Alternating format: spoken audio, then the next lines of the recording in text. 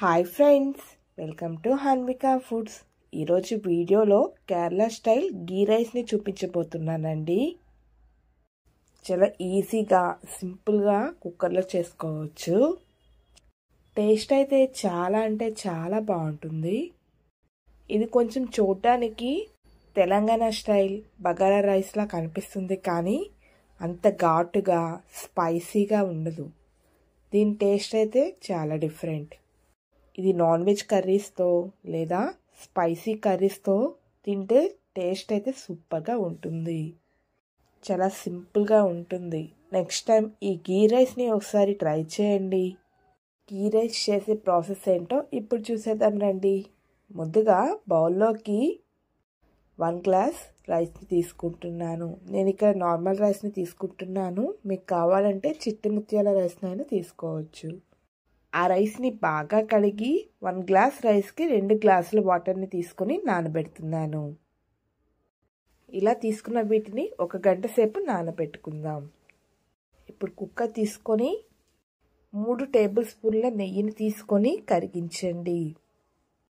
నెయ్యి కరిగాక ఒక 10-15 జీడిపప్పు పలుకుల్ని తీసుకొని గోల్డెన్ కలర్ వచ్చేంత వరకు వేపండి.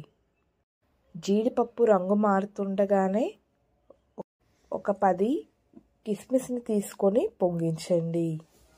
కిస్మిస్ పొంగేలాగా జీడిపప్పు రంగు మారుతుంది. వెంటనే తీసి పక్కనుంచండి.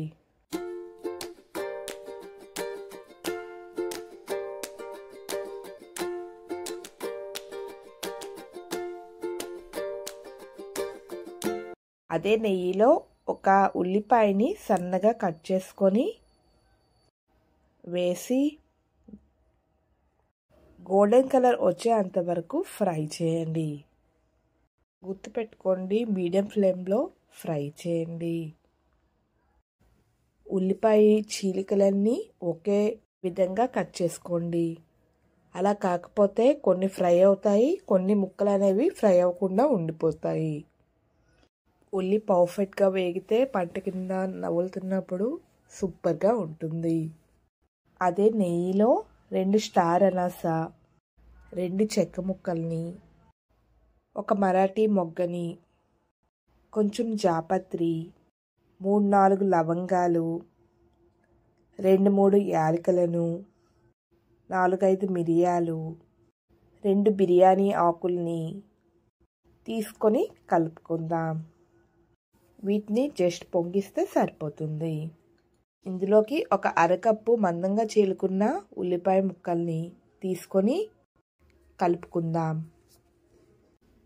కొంచెం ఉల్లిపాయలు అనేవి మగ్గాక అందులోకి 4-5 పచ్చిమిరపకాయల్ని తీసుకొని కలుపుకుందాం. ఇదంతా బాగా ఫ్రై అయ్యాక మనం ముందుగా గంట సేపు నానబెట్టుకున్న బియ్యాన్ని తీసుకుందాం. బియ్యం అనేవి కొంచెం కూడా వాటర్ లేకుండా వడకట్టుకుని తీసుకోండి. ఇలా తీసుకున్న బియ్యాన్ని ఒక 2-3 నిమిషాలు ఫ్రై చేయండి. ఇలా ఫ్రై చేసేటప్పుడు బియ్యం అనేది అడుగు పట్టడం స్టార్ట్ అవుతుంది. అదే టైంలో 1 గ్లాస్ రైస్కి 2 గ్లాస్ వాటర్ని తీసుకుంటున్నాను. అదే మీరు చిట్టి ముత్యాల రైస్తో చేస్తూ ఉంటే 1 గ్లాస్ రైస్కి 3 గ్లాసుల వాటర్ని తీసుకోండి. ఇలా తీసుకున్నాక అంతా ఓసారి కలిసాయేలా కలిపాక ఇందులోకి రుచికి సరిపడా ఉప్పుని తీసుకోండి.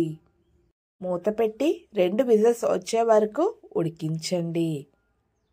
2 విజిల్స్ వచ్చాక కుక్కర్లో గాలి అనేది 80% పోయాక మూత తీసి మనం ముందుగా ఫ్రై చేసి పెట్టుకున్న క్యాష్యూ, కిస్మిస్లను అలాగే ఉల్లిపాయల్ని ఒక్కొక్కటిగా తీసుకొని రైస్లందటినీ కలిసేలా కలిపి ఒక 2-3 నిమిషాలు మూత పెట్టి అలానే వదిలేయండి. ఇలా మళ్ళీ కలిపి మూత తీసి చూపిస్తున్నాను. చూడండి, గుమగుమలాడే గీ రైస్ రెడీ అయిపోయింది. రైస్ అనేది మైల్డ్ స్పైస్తో సూపర్ టేస్టీగా ఉంటుంది. ఒకసారి మీ ఇంట్లో తప్పకుండా ట్రై చేయండి. ఇంట్లో చిన్నపిల్లల నుంచి పెద్దవాళ్ళు కూడా చాలా ఇష్టంగా తింటారు. ఈ వీడియో మీకు నచ్చినట్లయితే లైక్ చేసి మీ ఫ్రెండ్స్ అండ్ ఫ్యామిలీతో షేర్ చేసుకోండి. Thanks for watching.